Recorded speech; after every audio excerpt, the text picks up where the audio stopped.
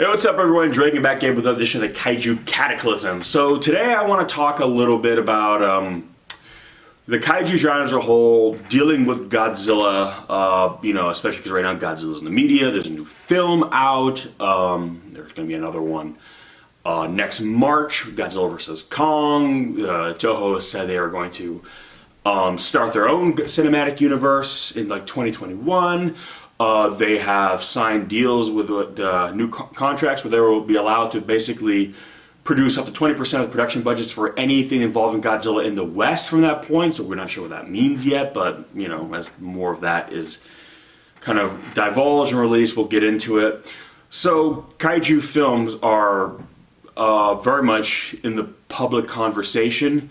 Yes and no. And that's kind of what I want to talk about today. This is something I've been thinking about a lot lately because and at the time of this recording, I mean, Godzilla King of the Monsters is doing pretty good at the box office, but it's underperforming. It's amazing we live in an age when a movie that's making the kind of money it's making now is considered underperforming. But that's kind of what I want to talk about a little bit today too. So this is the kind of stuff we didn't get into on the Cataclysm episode where we actually just talked about Godzilla King of the Monsters, because I wanted just to focus on that. We did rather just talk about how we loved the movie, why we enjoyed it, and just kind of give it praise and give it props. And I kind of wanted to save some of this other stuff for a different episode. So here we are. So a film like Godzilla King of the Monsters, or Godzilla in general, or just kaiju films really, is something we call like a niche market. And I've heard other people online, YouTube, have even gone as far as to call it a very niche market. And I would be very much inclined to agree with that. What does that mean? Well, put simply, a niche market is something that is very popular with a minority. In the case of the Godzilla fandom, a vocal minority, but a minority nonetheless. Why is a film like Godzilla King of the Monsters not pulling in as much money as, quite frankly, anything Marvel produces? And I'm not even just talking about the heavy hitters like like Avengers, or like Iron Man, Captain America, though. Even something as simple as like Ant-Man and the Wasp. To really understand, and before we really get into that, you have to kind of understand the history of kaiju cinema and a little bit more of also Western culture. Japan after World War II was essentially basically the fall of the Japanese Empire following their defeat at the end of World War II. Essentially was, for lack of a better phrasing, the birth of a new nation. If you really want to look at Japan from that moment on as a different country than what it was before, that's not inaccurate. That's actually a good way of looking at it. So that was the start of a brand new country, more or less. And with that, everything that was being done from that moment on was essentially going to be that which is with this country from the beginning. Japanese films, while yes, I know they were films prior to World War II, were very different than the films that came after. The films that came after were in a lot of ways more, in terms of the way they were put together, the way they were made, was more in dealing with how films were made in the West. That which had kind of become the more mainstream format for how movies are made, how they're meant to look.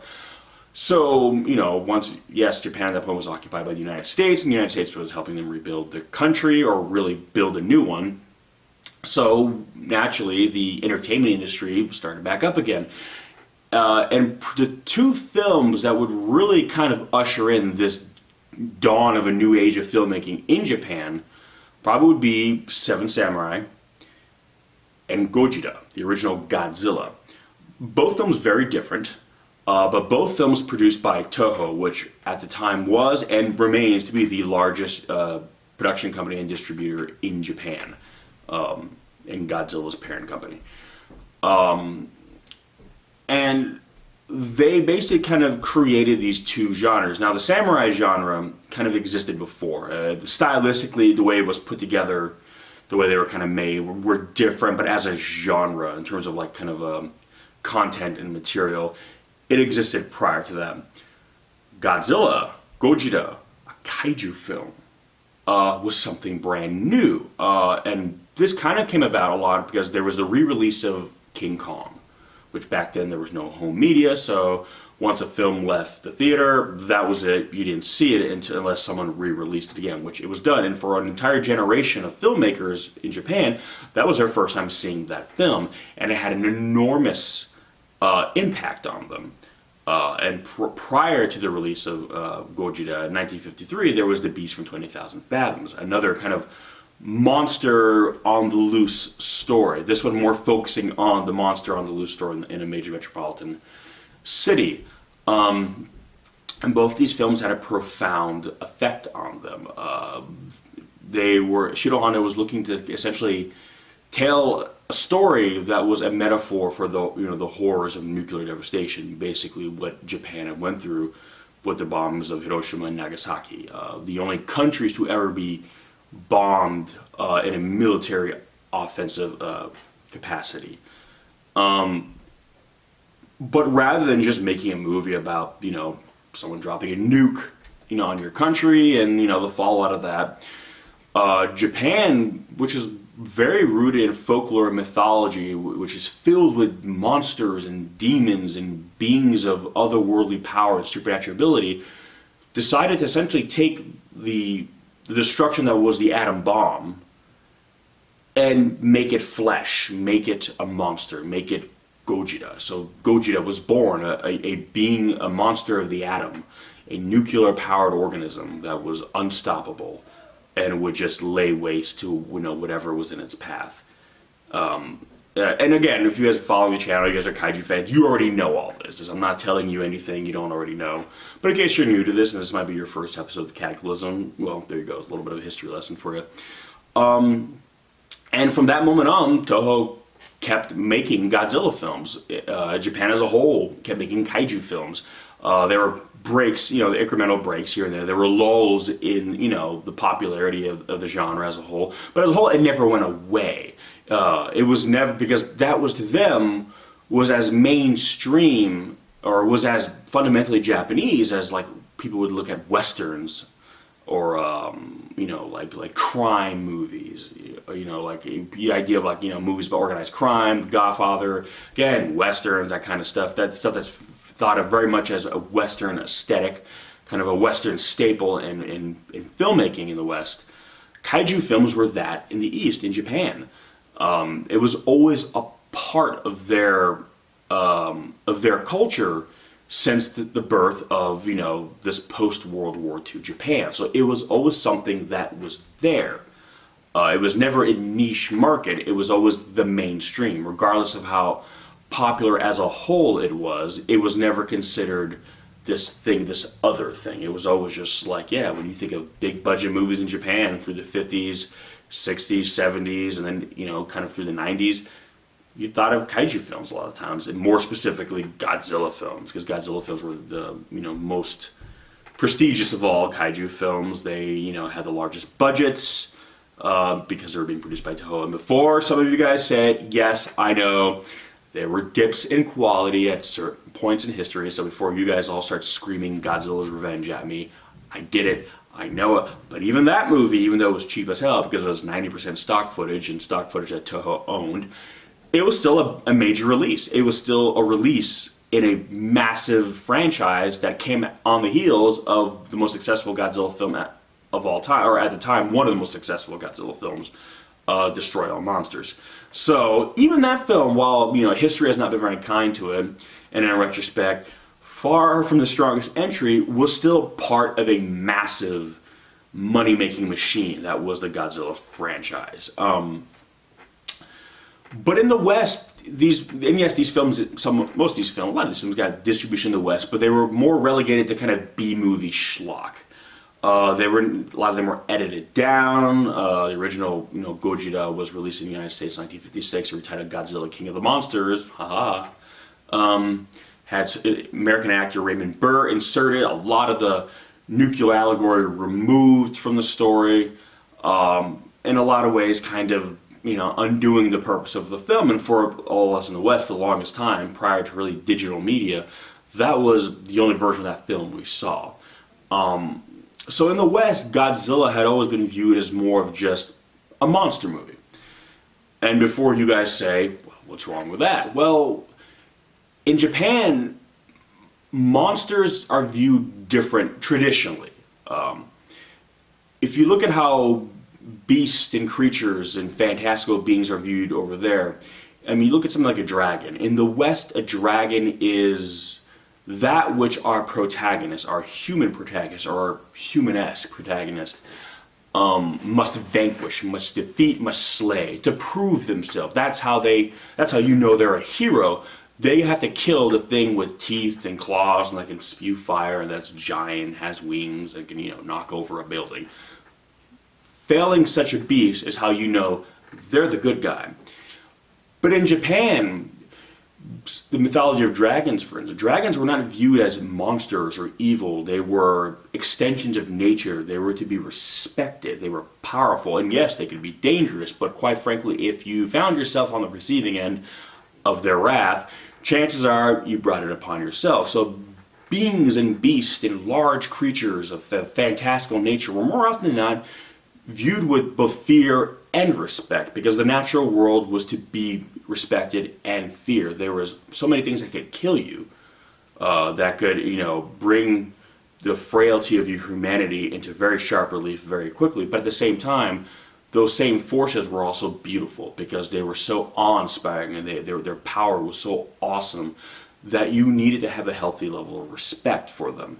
So it was already a different cultural view on the concept of what a monster could be. And that's not to say that all monsters in Japanese mythology and culture and history were always viewed in a positive light. There were plenty of, ones that were just bad to be this for the sake of being bad. But as a whole, the idea of viewing a monster in a more positive light was more culturally acceptable in Japan and in the East as a whole than it was in the West. So Godzilla brought over here, while yes, young kids, saw him as a hero, and he was kind of billed as such, and he'd be in the late 60s and through the 70s, the show era, Godzilla was very much the hero, superhero in his own right. In terms of the general public, these movies, again, were relegated to just kind of B-movie schlock, because at the end of the day, they're just monster movies. And monster movies can never be, the greatest monster movie of all will still never be as legitimate as, a movie, a normal movie, a movie that doesn't involve fantastical things. And in the West, that's kind of how film was for a long time. There was a period, in the early days, kind of the early 20th century, where yes, you saw a lot of, fantastical film, stuff like The Wizard of Oz. But then after a while, they got to a point where films became very realistic, very gritty, very raw. And it really wasn't until Star Wars where you saw mainstream, big budget genre filmmaking again, where this wasn't meant to be just a B movie. This was a big deal A-list movie, and now really Star Wars as a whole has become the biggest, most A-list movie of all. But even then, though, it was borrowing heavily from Western mythology, even though, yes, I know Star Wars was in a lot of ways based off one of Akira Kurosawa's films, but still, focusing on a human protagonist, a young, inexperienced hero who's going to go on a character journey and grow as a person, someone we could all aspire to want to be like, a human being. And that was still kind of how it was in the West. And whenever you see anything with big teeth or claws or it's more monstrous in the Star Wars universe, again, it's usually a negative thing. We're not rooting for the Rancor. The movie isn't about the Rancor. The Rancor isn't the hero. The Rancor isn't the star. And the Rancor is not the one who defeats the Emperor and redeems Darth Vader. The Rancor is just a big monster that Luke Skywalker proves himself to the audience that he is truly a Jedi Master by destroying, by defeating. He defeats the Rancor. He is the young knight who slays the dragon. But as a kid who grew up on Kaiju film, Godzilla films, I was always thinking, I was always more fascinated with the Rancor. I was more fascinated with the monster Because Luke Skywalker, while having an amazing array of capabilities, being a Jedi, was still a human being with a few kind of with an ability score increase, basically. For all you guys D&D players out there. Whereas I saw Godzilla and I saw that is what I aspire to be. Why do I want to be a human being who has extra abilities when I could be a towering behemoth who can shake the world, literally, and crush cities and bring empires to the ground? Again, literally. But again, vocal minority. The average person grows up looking to that which is like themselves, but better. They want to aspire to be something greater than they are, but they want to be able to see themselves in that. So the average kid growing up in America, they want it to be Captain America. They want to be Superman. They want to be able to just fly. They want to be Batman, have the utility belt, where you have a gadget for any situation you might find yourself in. You want to be the Flash. You can run super fast. A young girl, she wants to be Wonder Woman. You've got the bracelets that can deflect bullets. You have the lasso that makes people tell the truth. The average Western girl doesn't grow up wanting to be Mothra. They don't grow up wanting to be a giant insect. But for those of us who grew up on kaiju films, that's what you want to be. Girls, they don't want to be Scarlet Witch. They want to be Mothra. They want to be, maybe some of them want to be Biollante.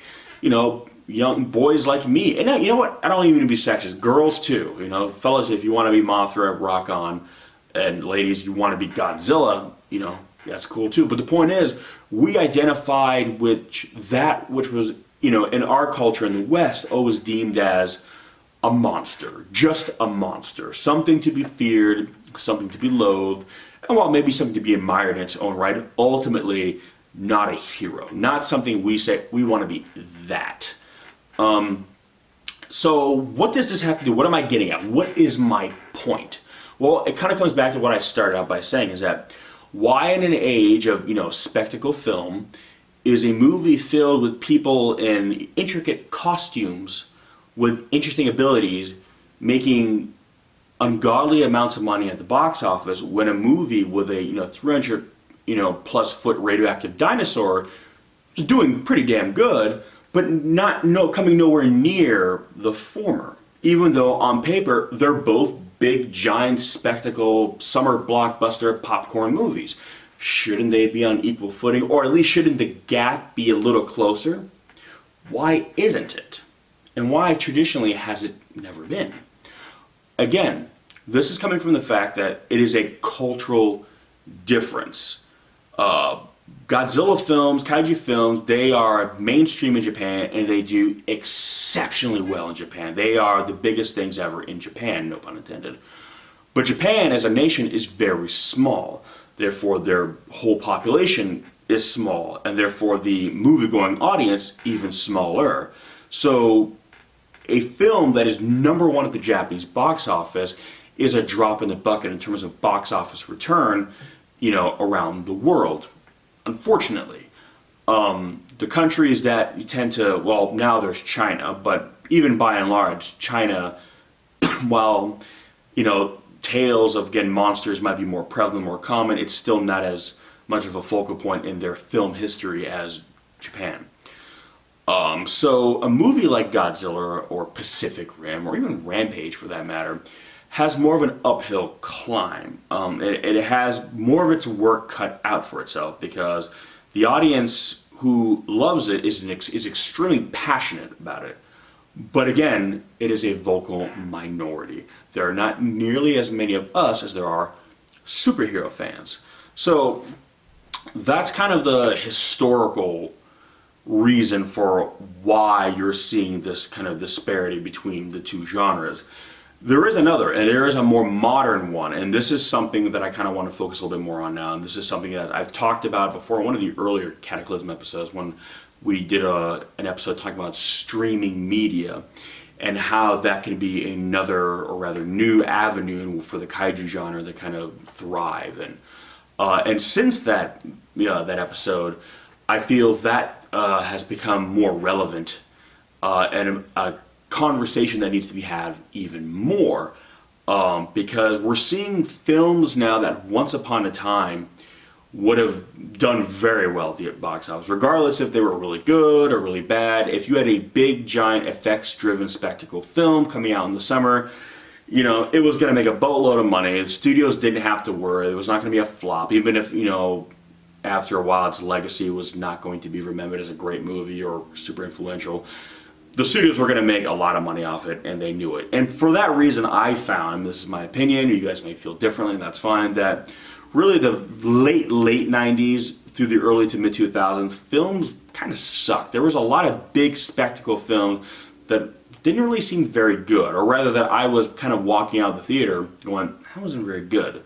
And this is when CGI finally kind of became mainstream and really kind of took a hold and became now the primary tool for making these big effects-driven films. And because of that, studios were just pumping these movies out, loading them up with visual effects, and not really, you know, making an effort to make them necessarily good. And yet, despite that, every month I would hear about a movie coming out that broke this record and broke that record. And it seemed like every year some movie would come out and break all these different box office records for all these different random, you know, things. And that just kind of became the norm. And then towards the end of the 2000s, the Marvel films that would now be the MCU kind of started up. And that was actually after a lull in superhero films because, again, quality, these movies really were going downhill. And then Marvel kind of started things up with the first Iron Man and made a better film. You know, a film that, you know, really I think caught a lot of people by surprise. Because from what I remember, a lot of people weren't expecting much from it. And then after that, you had, you know, the Incredible Hulk. Then you had Iron Man 2. Then you had Thor. Then there was, you know, Captain America: The First Avenger.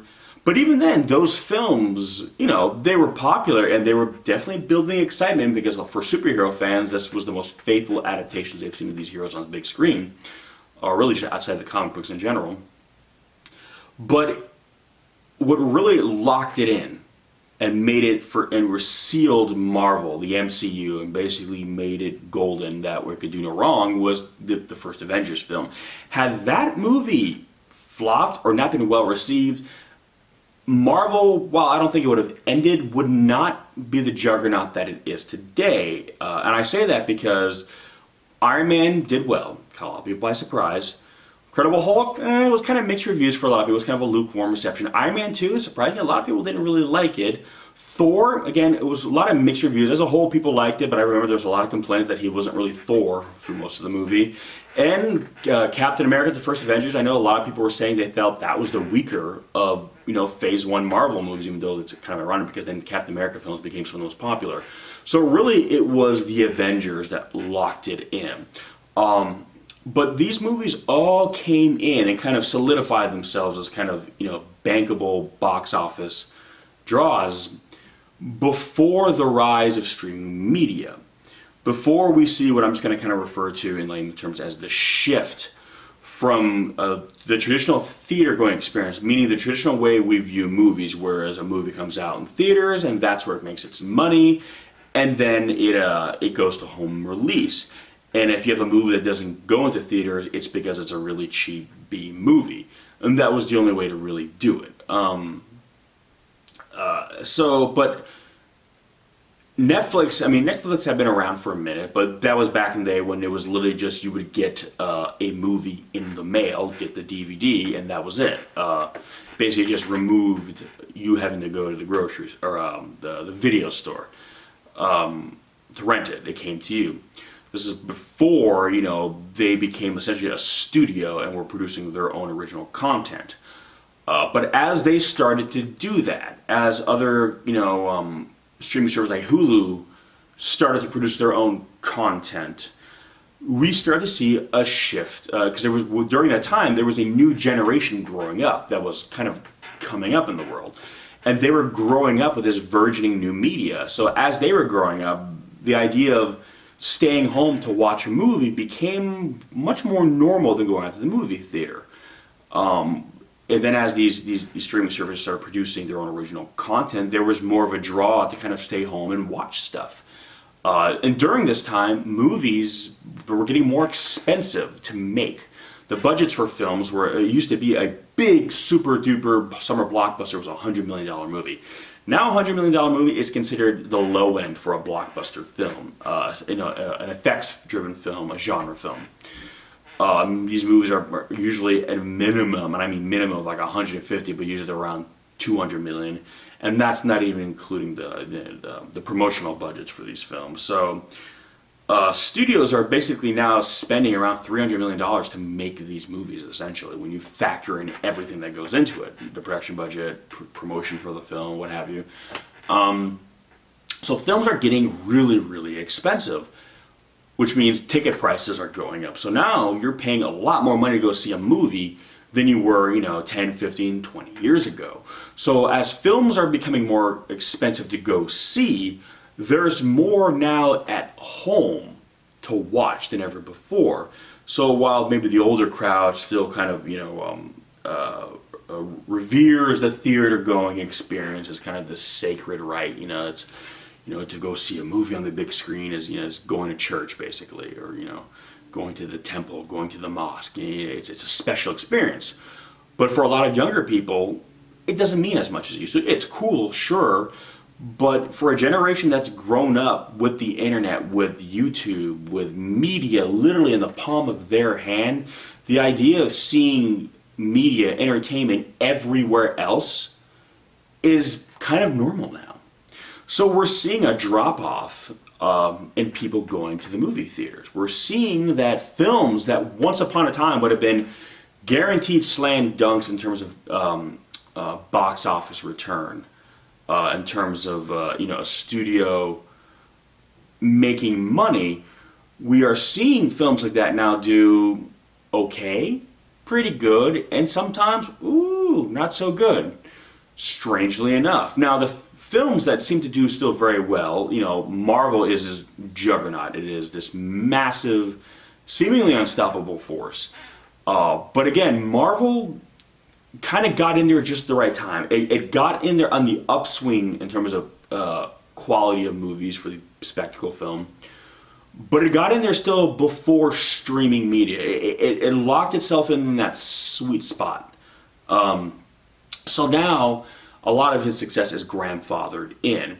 People who would normally stay home and watch Netflix, for instance, will go out and see a Marvel movie because it is just what you do. Marvel puts out a movie, you go watch it. So says the Mighty Mouse. But for a lot of other things, films that used to, even if it wasn't part of a big franchise, even if it was a lesser known, property, again, if it looked cool, it was flashy, they put out a splashy trailer, there's a lot of good special effects in it, yeah, everyone will turn out Friday night and go watch it, and it'll make its money. And again, if it goes down in history as really not making much of a wave in terms of film history, so what? The studio made, boatloads of money, everyone's happy. But now those kinds of films aren't doing as well. Films like, for instance, Alita Battle Angel, 20 years ago, a movie like that would have been, racking it up at the box office. It doesn't matter that it was part of it's based on a manga from Japan that while maybe, people in the West aren't as familiar with, so what? Look at it. It's big, it's flashy, it's got robots and cyborgs and special effects. We'll go watch it. I'm trying to think of other kind of movies that have come out. Even like the latest Hellboy, for instance. I know it received poor reviews. I actually have not seen it yet. I was in Tokyo when it came out. But even if a film got poor reviews, didn't matter. Big special effects film, you went to the theater, good or bad, and then you kind of made up your own mind about whether it was good or bad. But still, it's a big special effects film that's in movie theaters. We go and see it. Godzilla, the 2014 Godzilla, Kong Skull Island. These are films that did not underperform. They made the studios money. They did well, but they weren't breaking records. They weren't changing the game. They weren't making an upwards of 800 million to $1 billion. These movies were just kind of making normal. They were like normal successes.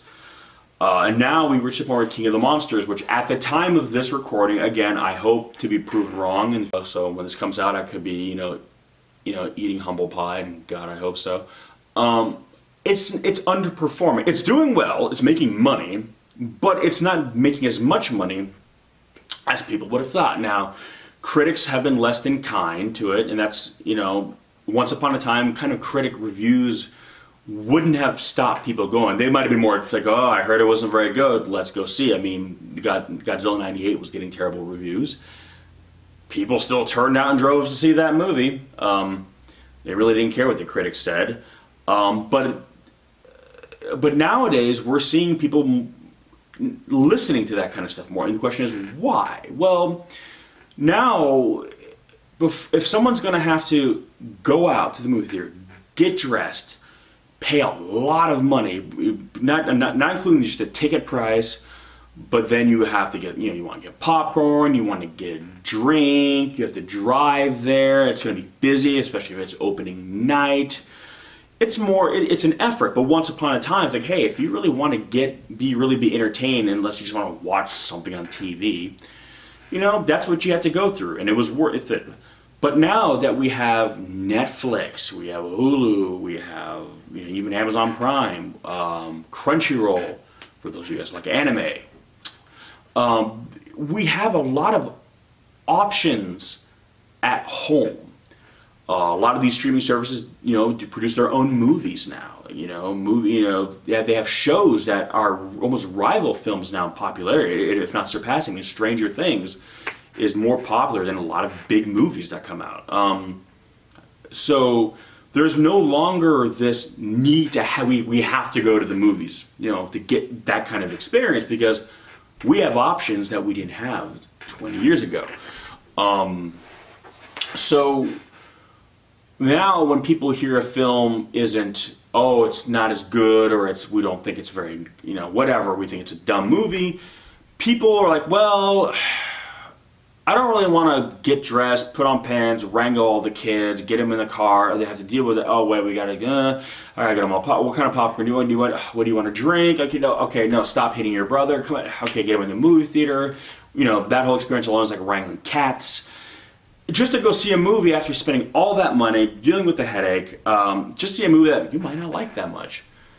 I'm going to stick with a sure thing. I'll wait for this movie to come out on digital download or DVD or Blu-ray. And that's kind of what people are doing now, because they have options at home. And now they're not really going out to the movies. Either a film isn't getting this massively good score by critics, or it's part of something that they consider a proven property. Marvel now is synonymous with quality. And by the way, I just want to put this out there so no one infers the wrong thing. I am not dissing Marvel. Am I a superhero fan? Not really. It's not my genre. But with that said, I have nothing against it. It's just not what I grew up with. But I think Marvel makes awesome movies.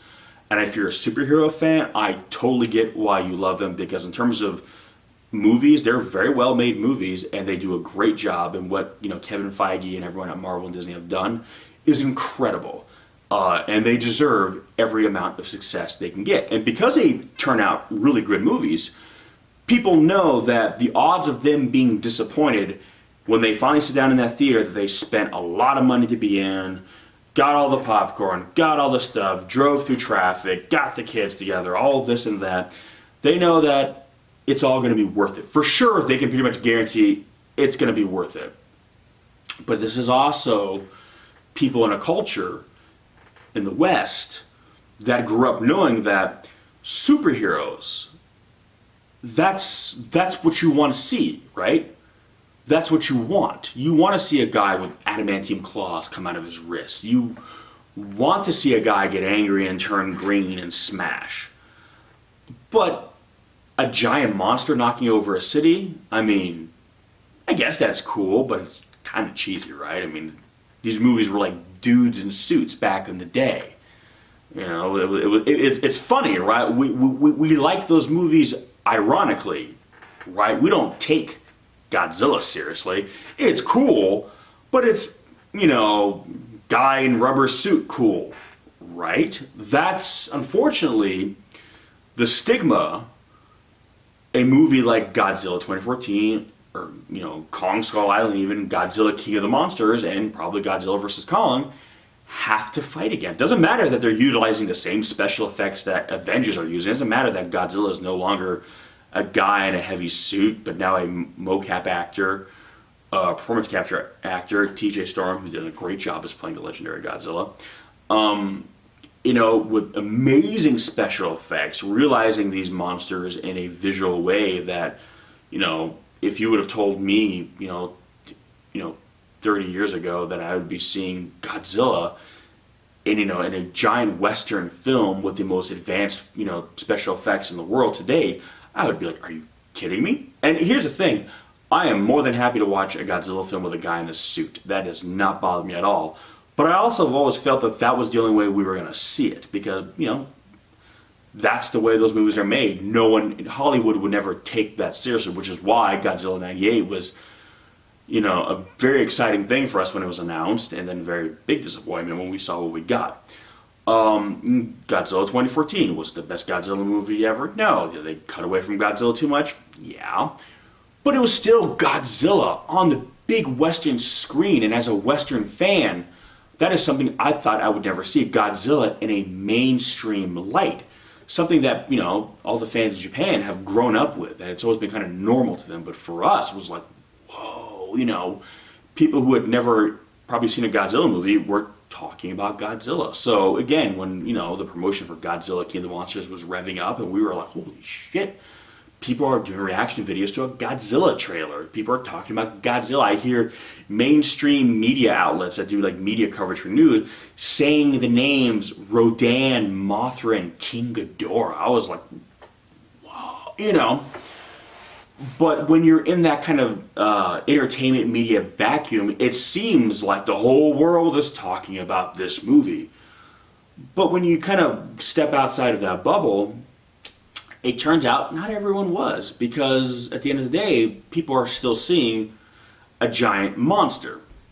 So the studio, and by and large the filmmakers, have a difficult task on their hands, because I know Michael Dougherty has even said he would said that he would, if he could, he would make a Godzilla movie where it's just from the perspective of the monsters. The monsters are literally the stars, and any humans that are in the movie are just kind of cannon fodder, that which flee in terror from them.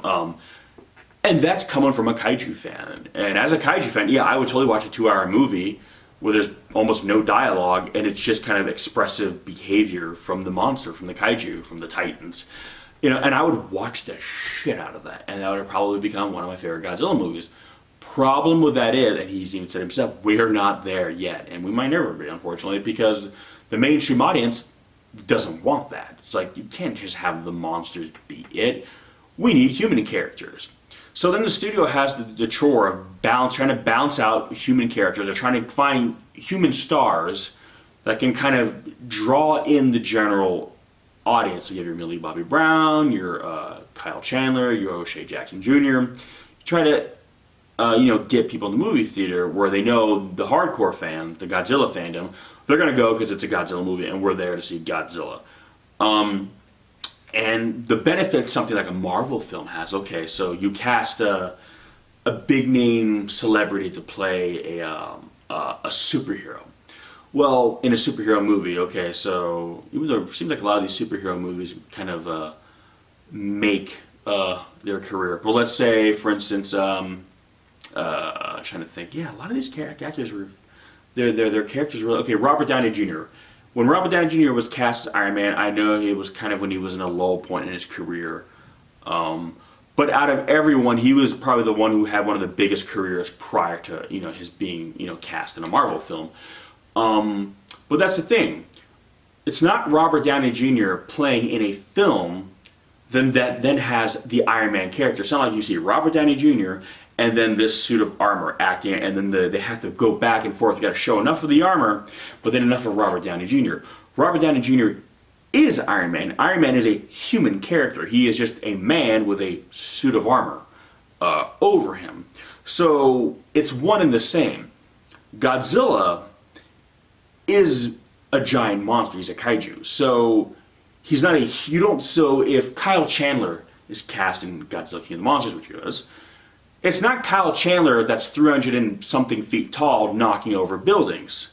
So you have to find that out. So right off the bat, the title character isn't going to be enough to draw in a lot of people from the wider audience, because normal people are just going to see that, oh, that's just the monster.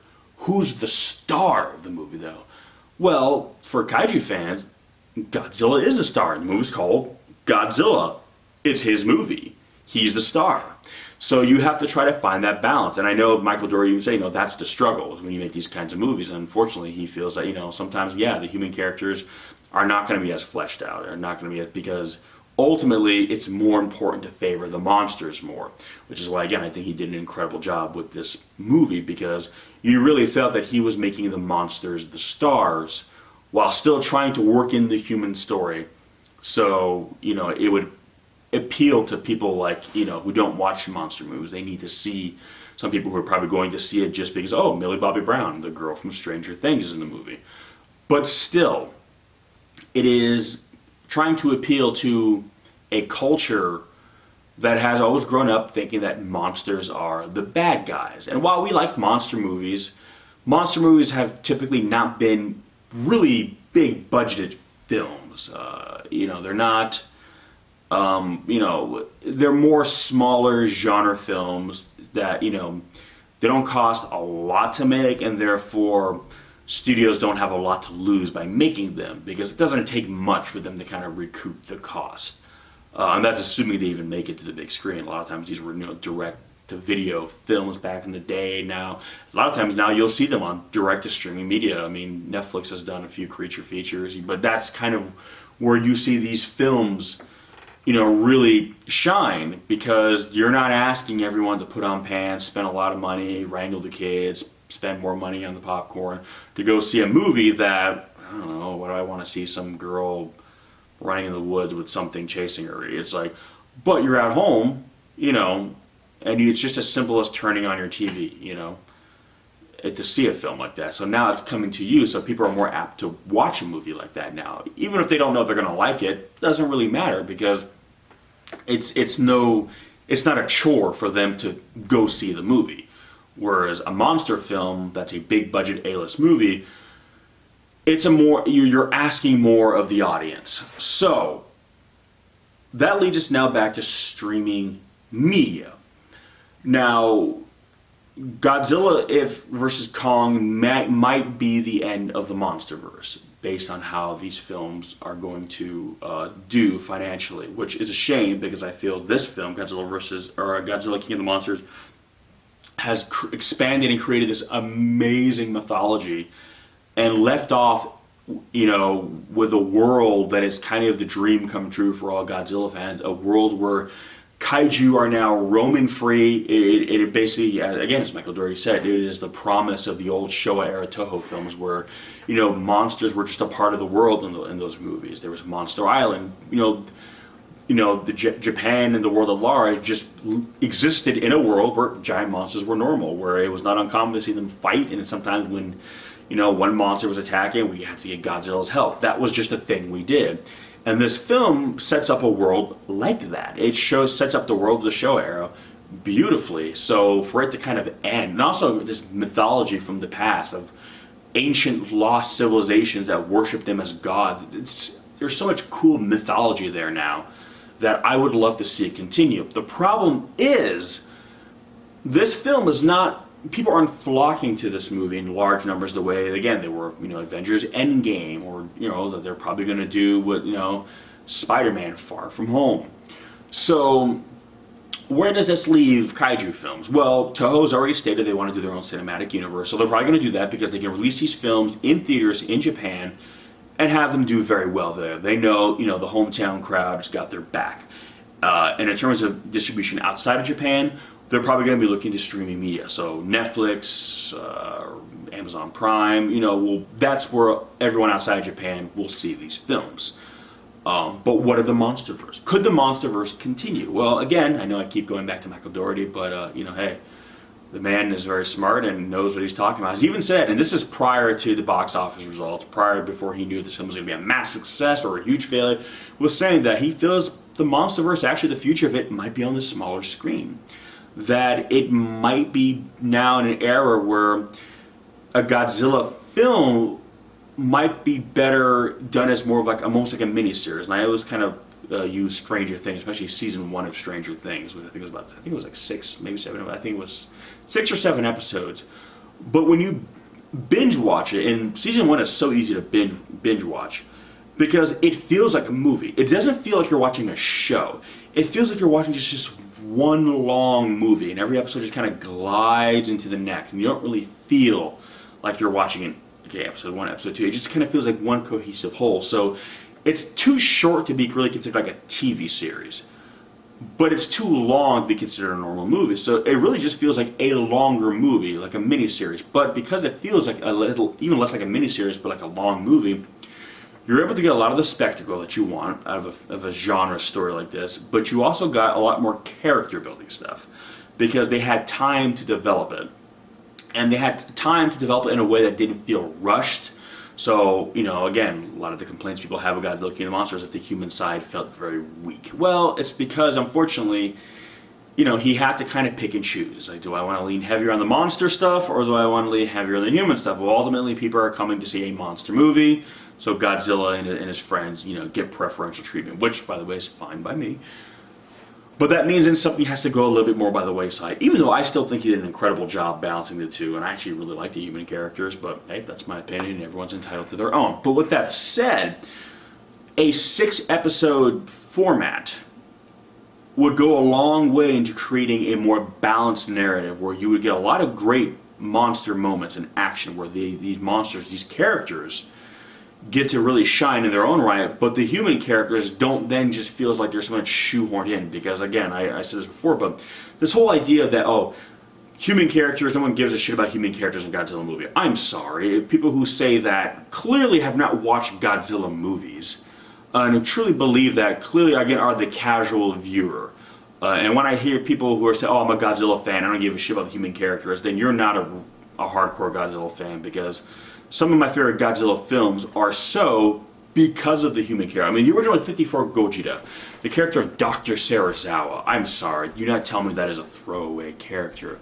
The character of Emmy that was running throughout the Psychic, who was kind of, a constant in the Heisei era Godzilla films, was an amazing character, and it was her, her feeling towards Godzilla, her love and respect for Godzilla and wanting to protect him, that made really those series of films I feel are so strong. It's because you saw how Godzilla affected and how people came to kind of admire. And essentially, she was kind of like the in-movie Godzilla fan where, we love Godzilla and so did she. And then her connection with Godzilla Jr.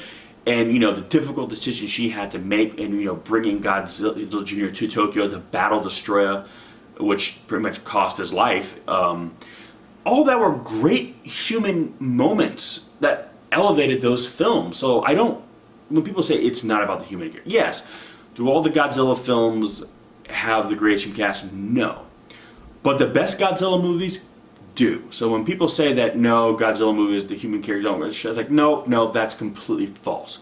One of the reasons why I love Godzilla 84 so much is because I love the human cast. I love these characters. They felt very real, very grounded, and I like how they were trying to understand Godzilla. They were the ones kind of explaining to the world what Godzilla was and what was a miracle of the natural world that he was. So again, when people say, human characters don't matter, wrong, no. And usually I hear that coming off people who, they don't watch Godzilla movies, they're not fans of Godzilla movies, they just kind of, know them in passing. And, it's the guys in the big rubber suits who fight things, each other. Okay, yeah, who gives a shit about people? Get some Godzilla movie. Yes, it's a Godzilla movie, but the human cast does matter. So until we get that glorious film that is really all from the monster's perspective, you're going to have humans in these films, and you're going to need to focus on them, and you're going to need to make them good and interesting. So a format that allows these characters to breathe more, where they don't feel like they're being rushed through scenes as much to get to the next monster sequence, I think will go a long way. So rather than see it as a Godzilla series, you'll see it more as like, a Godzilla movie that's broken up in part 1, part 2, part 3, part 4, part 5, part 6, giving it a little bit more room to breathe.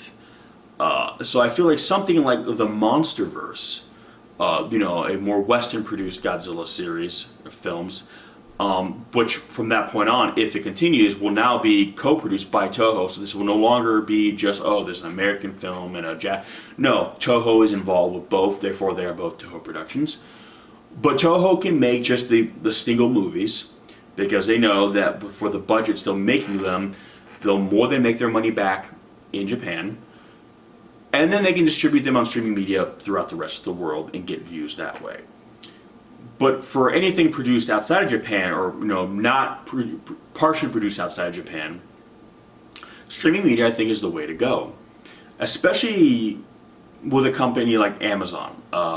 Now, the difference between streaming, and I'll get to them in a second, but the difference between streaming media and going to the traditional movie theater. And by the way, I know this episode is running long, but I kind of want to just put all this out there. I think this is an important conversation to have because we are seeing this change, this shift in the industry. So I think the sooner certain types of movies get on this train, the better they'll be. But when you make a movie, let's say, Godzilla King of the Monsters, when you factor in the promotion, the publicity, or it's close to $300 million, okay, well, the way they make that money back is that the studio is paying that money up front to make the movie and promote it. And then they need people to go to the movie theater, pay money for a ticket to make that money back. Now, it's something like Netflix, for instance. It's different. Netflix doesn't necessarily need to make their money back for Stranger Things by how many people watch Stranger Things. It's not like, to watch Stranger Things, when you click on an episode or to watch series, you have to pay for it. Like, I want to watch Stranger Things, so it's $4.99 for season 1 of Stranger Things and $4.99 for season 2 of Stranger Things. No, you're paying a subscription to Netflix to have Netflix, regardless of what you watch on Netflix, what you don't watch on Netflix, how much or how little you watch. That's how Netflix makes their money. Now, Amazon Prime is kind of a step beyond that, because you could never watch a Godzilla miniseries on Amazon Prime. Let's say they need to spend $200 million to make it. Let's put that number out there. Well, that production is already paid for. And it's not even necessarily paid for by people who even watch movies on Amazon Prime or watch original shows on Amazon Prime.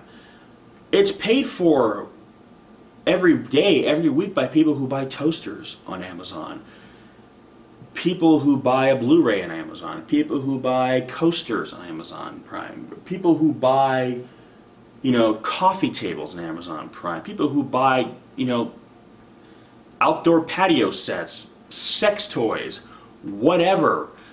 They buy anything and everything on Amazon Prime. Amazon Prime is a universal retailer. They sell everything, including original media. So Amazon Prime has very deep pockets because everyone buys anything and everything on Amazon. And that is the pool of money they're going to pull from when they want to do their own original production. So their pockets are way deeper than Netflix or Hulu, for instance, because they're not strictly dependent on the people who are watching Amazon Prime. They're pulling their money in from everywhere. So they could essentially now produce content that could match what you're seeing on the big screen. And they can do so more safely because, again, it's not dependent on how many people click on it to watch. It's already paid for. It's again, they're pulling from an existing reserve of money. And then in the time it takes them to make the series or make the film, they've made that money back on all the various products they sell. Again, you can buy anything and everything on Amazon. So that's where they're pulling their money. And we're seeing this shift now. Even Disney, who essentially right now, they're safe. Their properties are not suffering at the box office. They're not taking a hit from this shift in media consumption. They have Disney Plus. They're starting their own streaming service. even they can see that in the future there's going to be a change. There's going to be a complete shift, and they want to get ahead of it. They don't want to be riding high and then have the ship sink. So they're already making the gradual changeover. Now, I've kind of joked to people, but I kind of think this might not be entirely inaccurate, that in the future, just before movie theaters finally die completely, when they're finally gone, a company like Disney will probably buy out the remaining existing theater chains, and basically these Disney-owned theaters, which will be all theaters, will basically just be showing Disney-owned properties. And before you think that's very limiting, remember, Disney owns Star Wars, they own Marvel, they own Fox now, so that means Disney owns Aliens, Predator, Avatar, again, all the MCU movies, Star Wars, so it wouldn't be very hard for Disney to fill a movie theater, considering how most of the big movies that come out, our chances are they're probably owned by Disney already. But even they are going. Now, let's say something changes. Let's say, we just had, Avengers Endgame, and it was kind of the end of an era. I mean, the MCU is still going, but it was kind of the end of this run of these characters that we've, for most of them. And now we're going to kind of a new era of Marvel films. Let's say, and I'm not saying I want this to happen, and I'm not saying it's going to happen, it's probably not going to happen, but let's just say, for the sake of argument, we start seeing a dip in return, like people in maybe this newer era, they're not responding to as well. Maybe it's not quite the same for them anymore. Maybe people are like, it's not as good as it was before. And then you start seeing a bit of a drop-off. I know that sounds like that will never happen because it's Marvel, right? But for the sake of argument, I believe that Disney is going to be the major determining factor in of how soon this complete changeover happens. If they stay strong, I think it's going to be more gradual, where everything else that normally would have gone into theaters, your Battle Angels, your Godzillas, your Hellboys, films like that, they're going to switch over to the streaming media. And then, Marvel, Star Wars, those kinds of things will be the last holdouts. But that'll be a very special thing, because these are, going to the movies to see these movies will almost become like a pastime at that point. You just go. But anything new in terms of a genre film, people won't really go out to the movie theater for that. That'll be, for home media. So I think that'll be how it goes. But if Disney films start going, I think it's going to happen a lot sooner, because I think then Disney, being the savvy company that they are, they're going to say, okay, we can now see the end of the road. We can kind of see the finish line for our success in movie theaters. Let's start putting our main focus into shifting over to streaming media, so we can kind of preserve our properties and make our money off them in that way. So the MCU won't stop, Star Wars won't stop, it'll just go from one medium to the other. And again, I'm not saying it's going to happen in the foreseeable future, but eventually we'll get to a point where, yeah. Now, the problem that some people have with this, and this is kind of going to be the last point I took before I finally wrap up this very long video, is that, okay, one of the big taglines, for the new Godzilla film was that you need to see this on the biggest screen possible. Translation, the most expensive screen possible, because we know that everyone and their mother will go see Avengers, so you can watch in the cheapest, smallest theater, and we'll make our money in sheer volume. Whereas Godzilla, they're like, okay, every ticket needs to count, so the more expensive the ticket, the better off the film. And granted, I agree. The bigger the screen, the better. This movie is designed to be on the biggest screen possible, because why? Well, because it's so big and grand. We saw it in 3D the first time, and then we saw it in IMAX the second time, and then we saw it in RPX the third time, but the IMAX one was the most impressive for us. But yeah, that's unfortunately always been the thing. That's the experience you don't get, because the bigger the screen, the more immersive it feels. VR will be a massive game changer, because VR is incredibly more immersive than the most giant screen ever, because it literally puts you right there. There's this great scene where the characters are running around at Fenway Station on the ground looking for Emma, Millie Bobby Brown's character, while Ghidorah and Godzilla are fighting right next to them. So there'll be times where you look at, the characters like, oh, what, Emma, where are you? What's going on? Camera pans up, and boom, they are right there, and you're just like craning, the cameraman is basically just craning his neck just to get that shot and to see these titans and all their epic proportion. That would look like, holy shit, these guys are big. You know what I mean? Imagine that in VR. Like when you watch a movie in VR, most of the film it would just play out where you just watch the scene unfold. But for instance, when they go into Outpost 54, Monarch's flagship station, and they go into this gigantic underground base, and they're going down the elevator. Imagine at that point being able to look around and just, holy shit, this place is huge. Imagine that scene when Ghidorah and Godzilla are fighting and you're on the ground and now you're looking around and you see everything burning and firing and whoa, and you look up and there they are. If you've done VR, you know that even the cheapest, most simplistic game, it's still very immersive because you're there. Now imagine a film that looks photorealistic with the sound right in your ear, with maybe like a rumble system that kind of vibrates when there's an impact, and you're looking up and you're right there, would be far more immersive than the biggest IMAX screen ever built. So, you now imagine there's a new Godzilla movie or miniseries. You get to stay home. You don't have to put pants on, or rather, you and the whole family can just sit on the couch. You put on this VR headset and you put on this Godzilla movie, and suddenly you're in the cockpit with pilots as they're being chased by Rodan.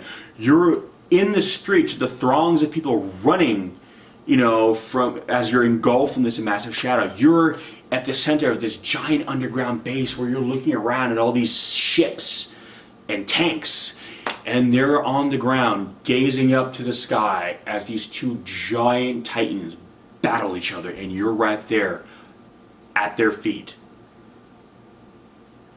And all of this is brought to you in the comfort of your own home.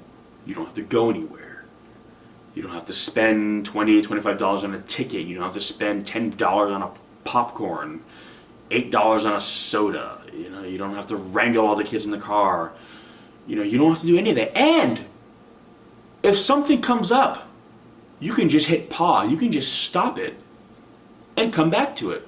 You don't have to dedicate yourself for 2 hours or 6 hours, depending on what format they use, whether it's just a movie or a miniseries.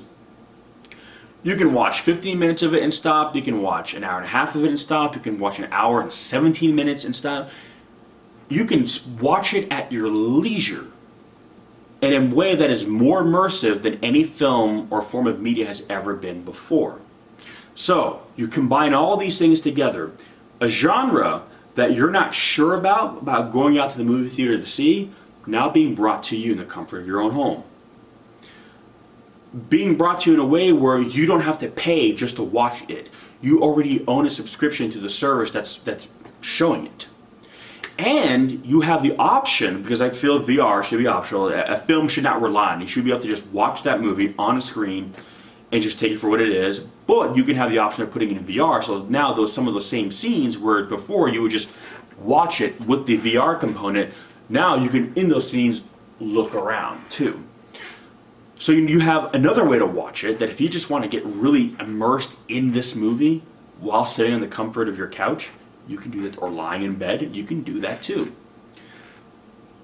That is how a genre like the Kaiju genre, that is how films like Godzilla can become more mainstream, can become more people will be apt to check them out because you're bringing everything to them. That is the future of film. That is the future of media and entertainment. It is everything coming to you. We are moving into an age of convenience where people don't want to go out to the movies anymore. Now, whether you think this is good or bad is besides the point. It's what's happening. It's the future. Just the way it is. So, what this does though is that while films that have already proven themselves, as a commercial viability have nothing to worry about. They just make the transition, and so be it. I mean, who wouldn't want to see Avengers in VR? That'd be cool, right? But the kinds of films that normally would have had a much more steeper climb, or films that would have faced more resistance at a mainstream box office landscape, now have a better chance of being discovered. And even if they never blow up super big, even if they never achieve the same level of mainstream notoriety and success as some of these other things, say like Star Wars or Marvel, it doesn't matter that it's a niche market, because these films don't have to physically make their production budget back in terms of the proportion of people watching them, because they're pulling from an existing pool of money that is either paid for by subscriptions, or like Amazon, which is just paid for by everyone just using Amazon for anything and everything. So now we can get a $200 million Godzilla film, and the equivalent of $200 million worth of ticket sales don't have to happen for it to be a success, for it to continue. So, the moral of this really long episode of the Kaiju Cataclysm is that things that have always been a much more niche market, I think, have a brighter future with the onset of this newer technology, with this new way of viewing media and entertainment. I think this is where films like these will really find their place in the modern, film-going landscape, if you will. But because of that, I feel the sooner they make the transition over, the better. Because I think right now, with films like Marvel, the movies making so much money, that everybody wants a cinematic universe, but a lot of people have tried and a lot of people have failed. It's great, and everyone would love to have Marvel, but Marvel is kind of its own thing. Marvel is kind of like, that statistical anomaly. It happened just at the right time in history. A little earlier, probably wouldn't have worked. A little later, if the MCU was starting today, I don't know. But it happened in that sweet spot, and because of that, they're golden. But I think other studios need to accept the fact that that's not going to be the same for all these other genre films. So the sooner they embrace and start utilizing these newer forms of media outlets for showing their stuff, I think the better off they'll be, and the more success they'll have. Because now whatever audience is the fandom, regardless of the size, they don't have to worry about being in the red in terms of finances to make them, because how these films are paid for is different. It's a different system. So I feel the future of the kaiju genre, maybe outside of Japan, will do very well on streaming media. If Michael Dougherty is allowed, or if the Monsterverse is to continue, I think this is the way to go. Even if they're just going to make movies and not miniseries, I say they need to partner up with a streaming service, and they need to make those movies there. Because quite frankly, that's where people are going to be seeing Godzilla movies from Toho anyway.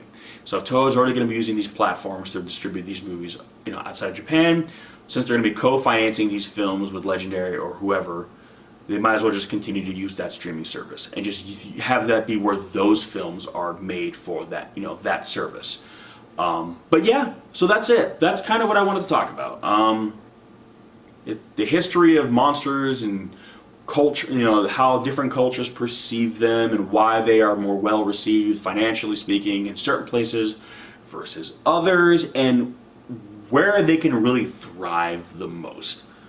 So regardless if you like the Monsterverse, if you don't like the Monsterverse, if you think Godzilla King of the Monsters was terrible, or like me, you think it was a great movie and a great Godzilla movie, the end result is these movies, it will be better for these movies to make the shift over to streaming media, because that's where there's more options, because films are getting so expensive now that for them to be a success, they have to make so much money that it's just becoming too difficult. And it's not fair to those of us who love these movies, but who get teased with the possibility of long franchises and or cinematic universes, just to have those promises not be fulfilled. Well, not promises, but those hopes not be fulfilled, because the movie just can't make that kind of, financial return, because it's just not Marvel, it's not Star Wars. It's just too difficult now for movies to make back this kind of money. So You know what? Battle Angel or Alita Battle Angel as a Netflix film, I think would have done gangbusters. Godzilla King of the Monsters on Amazon Prime, I think anyone who didn't have Amazon Prime would probably be getting Amazon Prime to watch that movie. I think this is the future. It's coming one way or another. And if we really want the kaiju genre, Godzilla films, to thrive and survive, I think this is the way to go. And ultimately, for those of us in the West, watching Godzilla on the small screen is kind of how we did it. You know, we didn't really have the luxury a lot of times to see these films on the big screen. I know in the 60s and 70s, a lot of times these films were done, on the drive-ins, double bills. But for the most part, if you grew up in the 80s and 90s and even 2000s, we saw these movies on the small screen, and we fell in love with these movies on the small screen. So as long as these films are allowed to continue, whatever the best way for that is I think the way that we as fans want it to go, because ultimately we want what's best for the big guy. So if that means sitting down and queuing up Netflix or some other streaming service to watch him, that's fine with me. Whatever keeps them making Godzilla movies, that's all I really care about. So anyway, I'm going to shut up now, because I know I went on for a very long time, and I promised that future episodes of Kaiju Cataclysm will not be as long, but this is just something I kind of wanted to just put out there. And now it's out there, and now people can discuss and think and either agree with me or think I'm full of shit and that I don't know what I'm talking about. Either way, the ball's in everybody else's court now. So thank you so much for watching. Thank you so much for listening. If you stuck with me to the very end, you're awesome, and I really, really appreciate it. But anyway, guys, that's going to do it for this one. Thank you so much, and as always, I will catch you in the next one. Peace!